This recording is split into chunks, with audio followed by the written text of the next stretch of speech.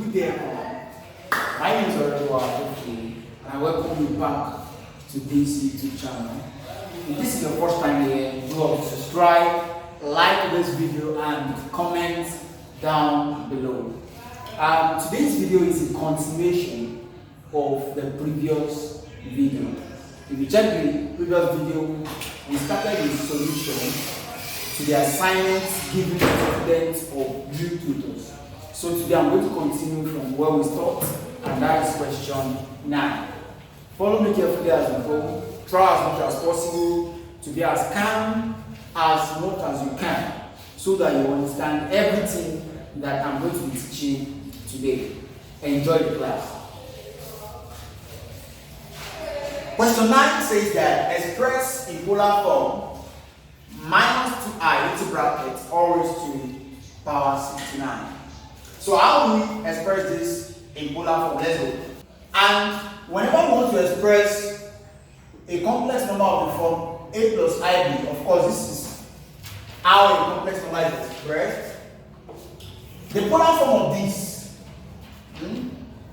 the polar form of z, is written or is represented as the magnitude of z multiplied by exponent of the argument of z,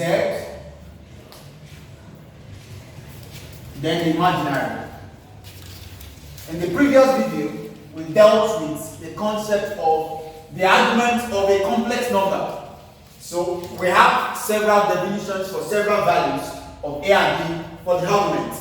Now, another way we represent the polar form of z, another way of representing the polar form of z is simply the magnitude of z multiplied by the cos of the argument of z plus the sine of the argument of zi, or let's put the I imaginary. So this is another way of representing z in its polar form.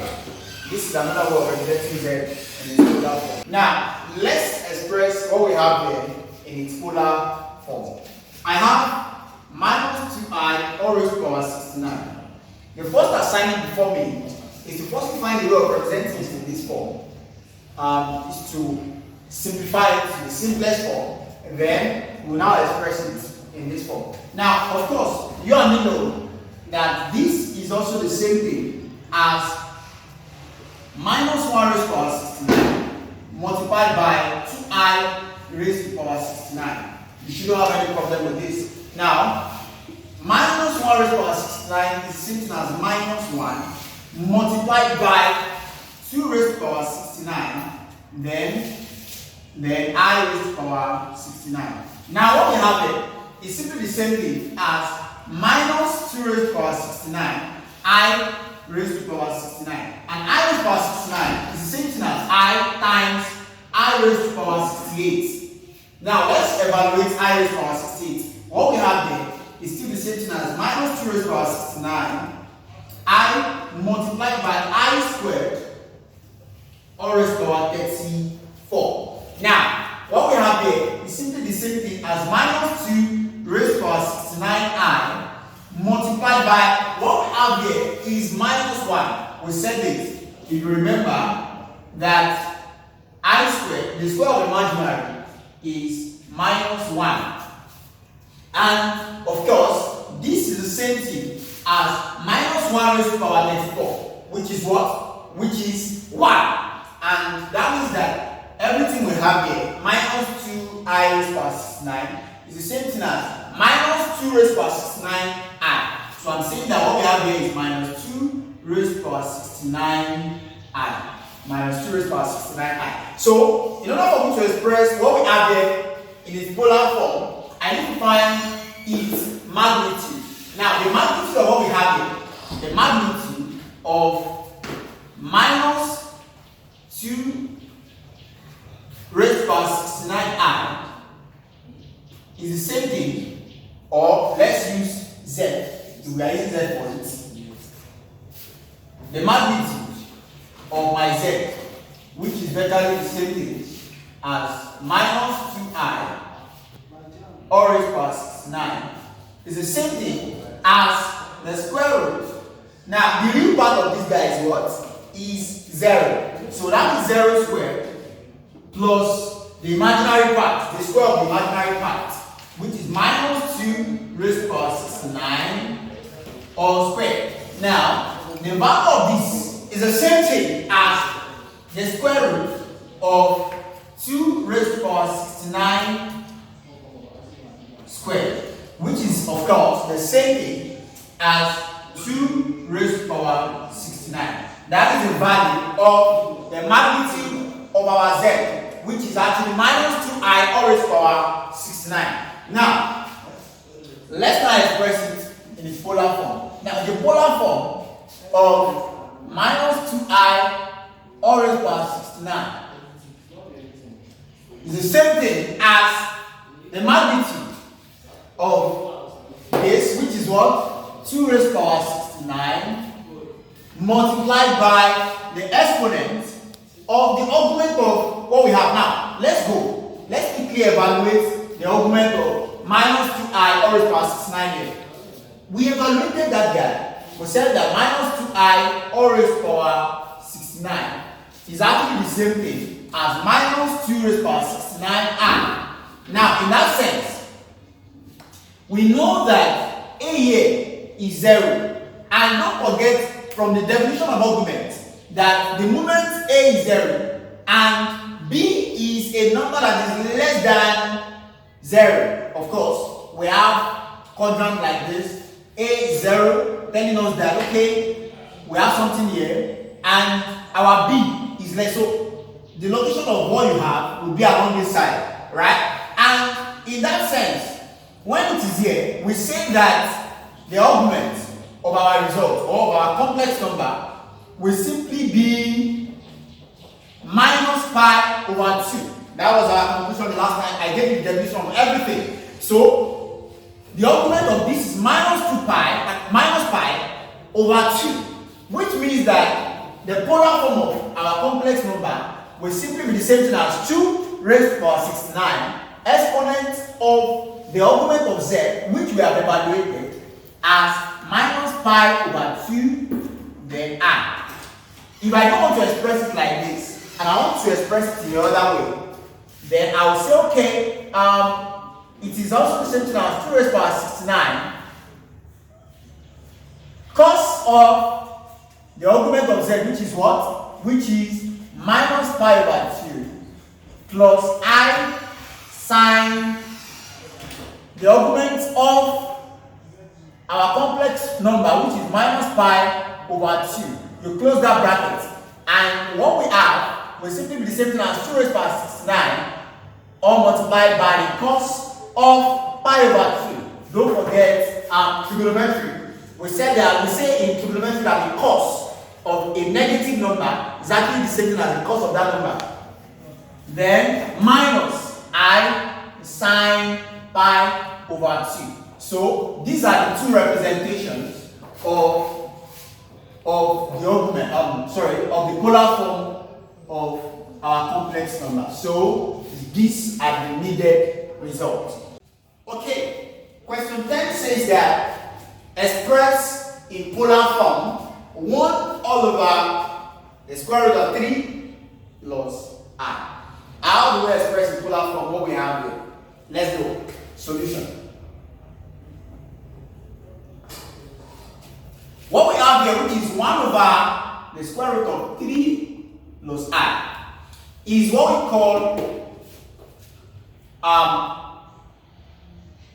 call this a fractional complex number, which implies that we have to rationalize it. And how do we rationalize this? The result, what we have here, is also the same thing as 1 all over the square root of what we have here like this, multiplied by its conjugate. And that will be the square root of 3 minus I, all divided by the square root of 3 minus I. Now, the result here is the same thing as the square root of 3 minus I, all divided by the square root of 3 times the square root of 3 will give you 3.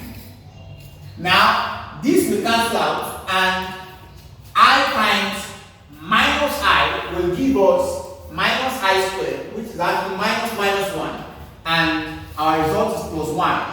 So what we have here is the same thing as 1 over 4 multiplied by the square root of 3 minus I. That is the result, and that is our complex number.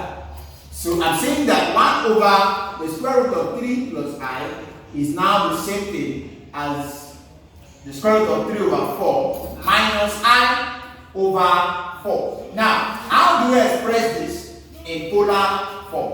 We say that the polar form of what we have here, which is root 3 over 4 minus I over 4, is simply the same thing as the magnitude of the square root of 3 over 4 minus I over 4 multiplied by the exponent of the augment or the argument of our complex number, which is root 3 over 4 minus I over 4, like this I.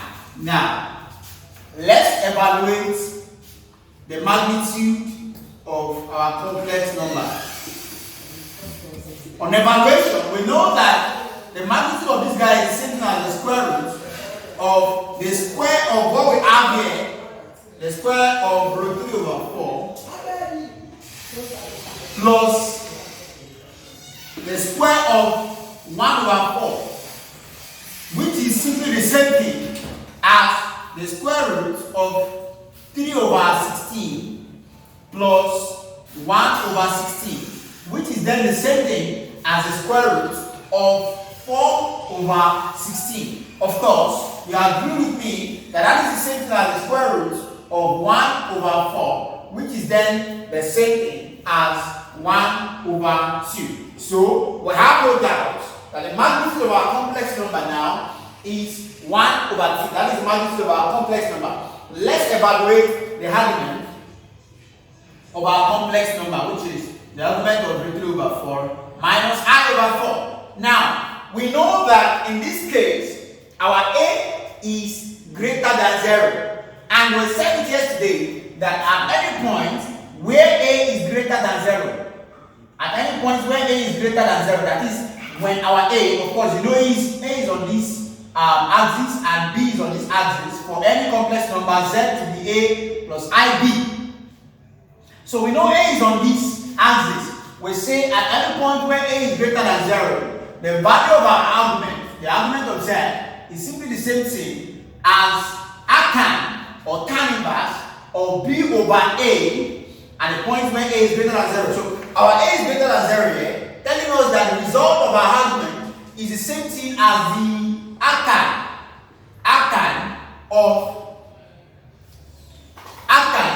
of root 3 over 4 divided, that is arctan of 1 over 4, minus 1 over 4 divided by the square root of 3 over 4. And that is simply the same thing as the tan inverse of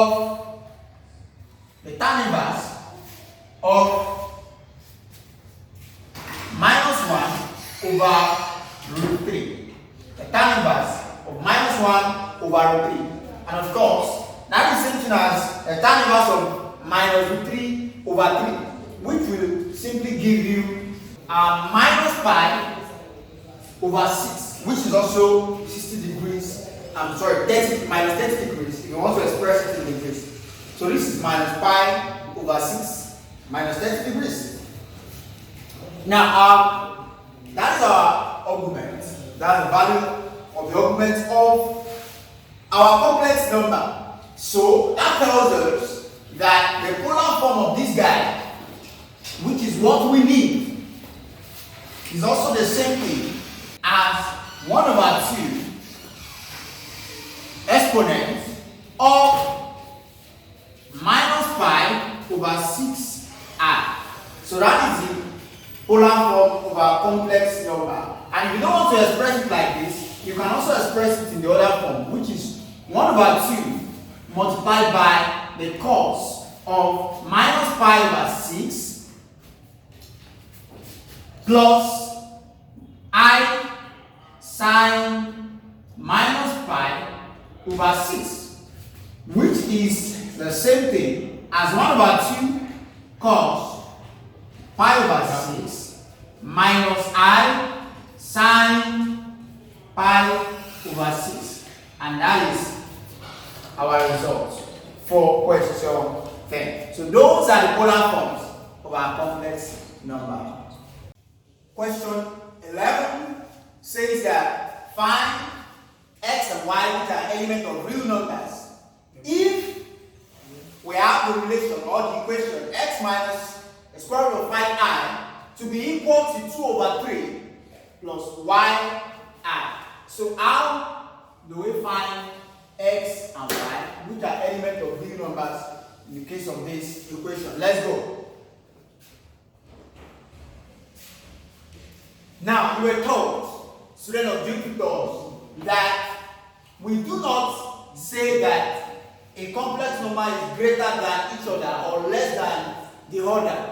Now, but we have a system that relates two complex numbers together. That is, I can actually say that a plus ib is equal to c plus id only on the condition that if and only if a is equal to c and b is equal to d. So this is the system and this is the condition that allows for this particular equation to hold. Now, what am I saying? So I'm saying that I will actually say that x minus 5i is equal to 2 over 3 plus yi only on the condition that x is equal to 2 over 3 and y is equal to minus root 5. So that provides the solution to this very equation. We have that our x, which is an element of real number, is is 2 over 3 and y is equal to minus square root of 5, minus root 5. And that is the solution to question 11. Now, we have before us question 12. And question 12 says that we should evaluate minus I all raised to the power 503 all divided by 1 minus I all raised to the power 1000. Now, how do we find solution? How do we evaluate this complex number? Let's go.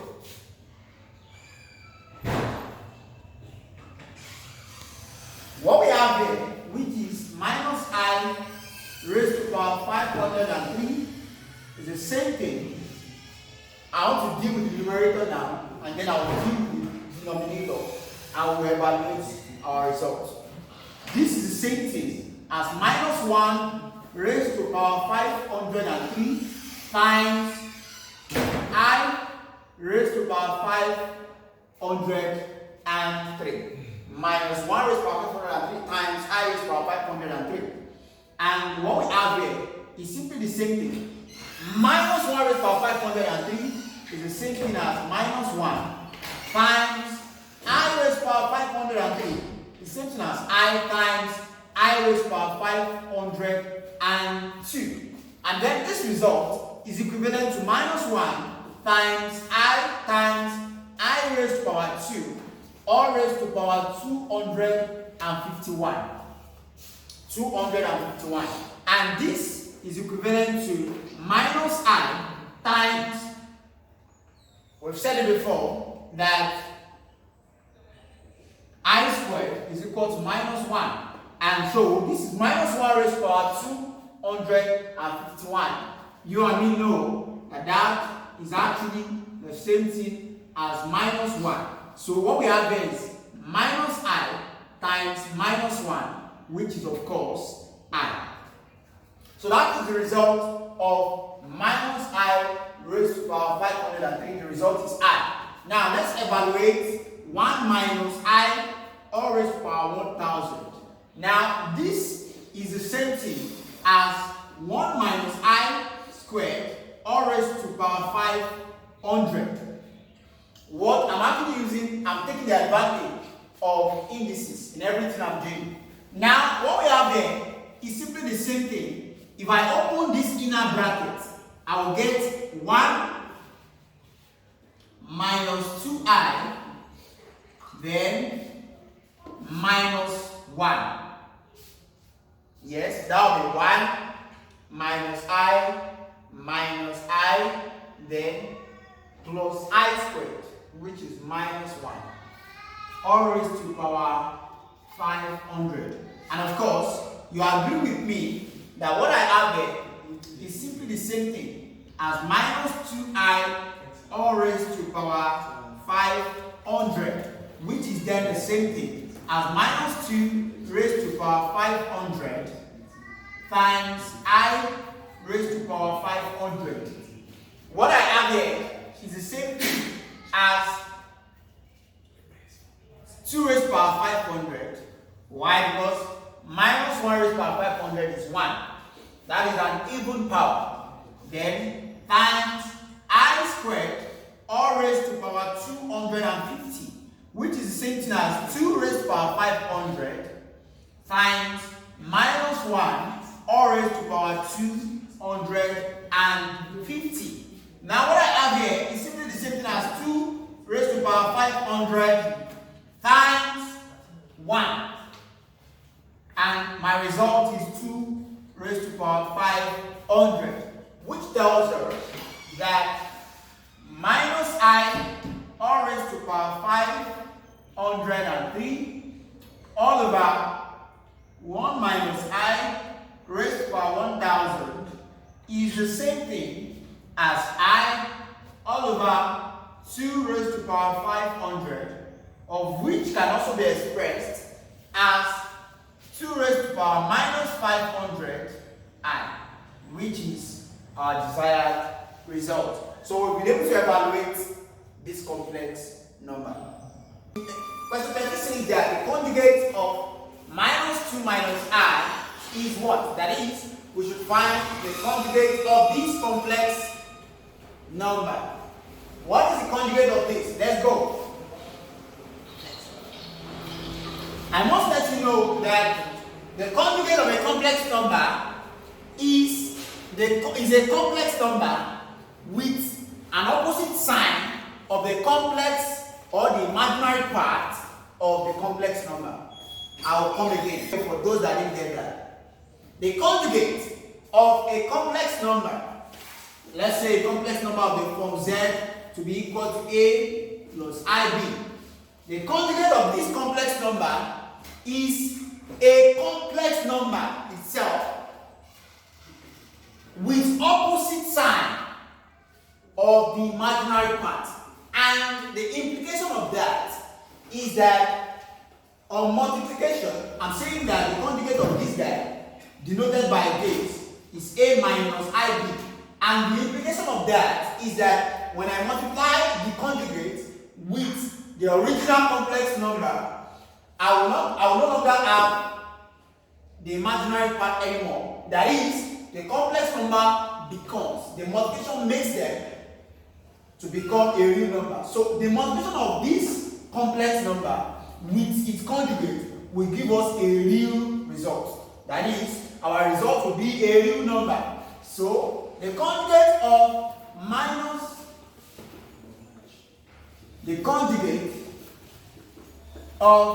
minus 2 minus I is simply what? Minus 2 plus I. Why? Because on multiplication with the complex number, we have a real result. Let me just open that for us so that we can see with our eyes. On opening this, on multiplication, we get 4, we get minus 2i, and this is plus 2i, and of course, that is plus 1, and the result is 5. So you see that the result that we have there is a real number, no longer a complex number. So that is what we call the conjugate of a complex number. And that solves question 13. Question 14 says that which of the following expression is true? The first expression is that the argument of into bracket 1 minus I all raised by 3 is equal to 3 multiplied by the argument of 1 minus I. The second expression says that the argument of into bracket 1 minus I all squared is the same thing as the argument of into bracket 1 minus minus 1 plus I all squared. And the last one says that the argument of 1 all over I raised to the power 70 is equal to the argument of into bracket minus 1 plus I all squared. Close the bracket. So which of these three expressions is true or are true? Solution. The first one, from the property that was given to you of complex numbers, I gave you three properties. I still reiterated it in our last class that anytime you have two complex numbers, Z1 and Z2, you should know that the argument of Z1 multiplying Z2 is the same thing as the argument of Z1 plus the argument of Z2. Also, we said that the argument of Z1 over Z2 is the same thing as the argument of Z1 minus the argument of Z2. But you must note the condition that Z2 is not equal to 0. Z2 is not equal to 0. And the third one is that the argument of Z1 all raised power n is the same thing as n multiplied by the argument of Z1. Now, let's deal with what we have here. We've seen that the first property is absolutely true. It's true from the third property. Now, the second property, let's take it to true. We've been able to confirm that this is true. Let's confirm the second one, that the argument of what we have here is equal to this. Now, if I open this bracket, I'll get 1 minus 2i minus 1. And if I open the other side, I'm saying that is it equal to, so let's put question mark here. We want to check if the relation is actually true. Is it equal to the argument of, if I open this, I'll get 1 plus 2i then minus 1. So what we have here is virtually the same thing as, this will give us minus 2i and not plus 2i. That will be minus, because that will be minus I, then minus I. And what we have here is simply the same thing as the argument of minus 2i. Is it the same thing as the argument of minus 2i? Simply yes. So we've seen that the second relation is true. Now the third relation, is this the same thing as this? The argument of this guy is the same thing as 70 multiplied by the argument of 1 minus the argument of I.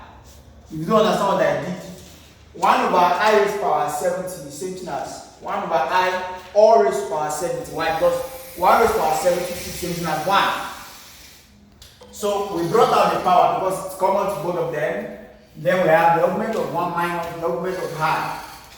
And the result of this is 70 multiplied by, of course, at the point where A is greater than 0 and B, I'm talking about arguments now, and B is equal to 0, we say that the argument of that result of that complex number is 0. So this is 0 minus. This is a point where A is equal to 0 and B is 1. So we are talking about the vertical line, and that is pi over 2. Pi over 2. So our result is simply minus 35 pi. Let's check if we have the same result for what we have on the right hand side here. And that is that. Let's evaluate this. Opening this up, we've already done that before.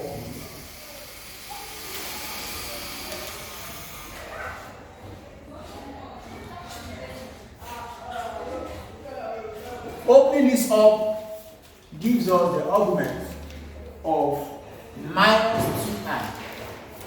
And the argument of minus 2i tells us that the a there, I'm talking about the complex number before a plus ib. The a there is 0 and the b is less than 0. So it's virtually going down. It's going down. And that result is minus pi over 2. And of course, minus 35 pi is not the same thing as minus pi over 2, which shows that the third relation is not true. So we've been able to confirm that the first relation is true, the second relation is true, but the third relation is false. And that is that for question 14. Now to question 15. Question 15 says that find the z value for which, into bracket, z plus 3 all squared is equal to minus 1. What is the value of z? Do you know that? Do I know it? Let's check that out. Solution. Now we have z plus 3 all squared to be equal to minus 1. Now, transferring this square to the other side gives us z plus 3 to be equal to plus or minus the square root of minus 1. Plus or minus the square root of minus 1. And the result of that is z plus 3 to be equal to plus or minus I. Why? Because you should note that the square root of minus 1 is actually I. In other words, minus 1 is the square of I. We already established that, telling you that z is the same thing as minus 3 plus or minus I. And that means that the value of z, or the two values of z, they are z to be equal to minus 3 plus I, or z to be equal to minus 3 minus I. And that is the solution to question 15. And, to the last question of today, question 16. We're told to simplify into bracket minus 1 minus I multiplied by 2 plus 8i. So let's solve this.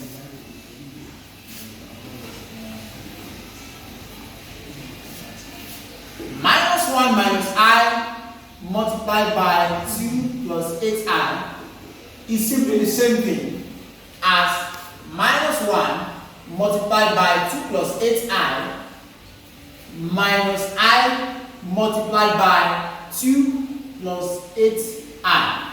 And that is the same thing as minus 2 minus 8i minus 2i plus 8. Of course, you know that that is minus 8i squared, and that is 8 multiplied by minus 1, and that will give you 8.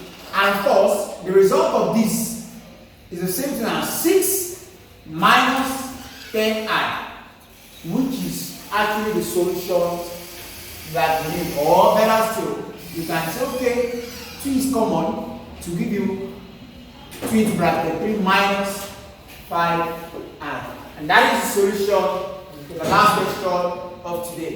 Trust me, it's been a nice time and a wonderful time going through all that we've done today with you. And I'll be happy to see you in my next video. I would like to give you guys 2 assignments before the next class. Follow me. Okay, and here are the assignments for today's class. The first question says that if z equal to x plus iy, find the real and the imaginary points. Imaginary parts rather of number 1, z raised to power 3, number 2, z raised to power 5, and number 3, 1 over z raised to power 2. And the second question says that if w is one of the cube roots of unity, if you remember, we did what we call the cube root of unity. So evaluate number 1 into brackets 1 minus w multiplied by 1 minus w squared, and lastly a plus b multiplied by wa plus w squared multiplied by w squared, a plus b w. I'll be expecting the assignment latest by 9 p.m. tomorrow, which is Friday. I really hope that you've enjoyed and you've learned many things from today's class. I look forward to seeing you in the next class. But before then, stay strong, stay safe, and stay studious. Make sure you are learning, make sure you are reading, make sure you are studying. Student of drillTutors, make sure you are reading. That is what makes you, and that is what proves that you are a genuine student of drillTutors. It's really been a nice time with you today. Have a nice day. Bye.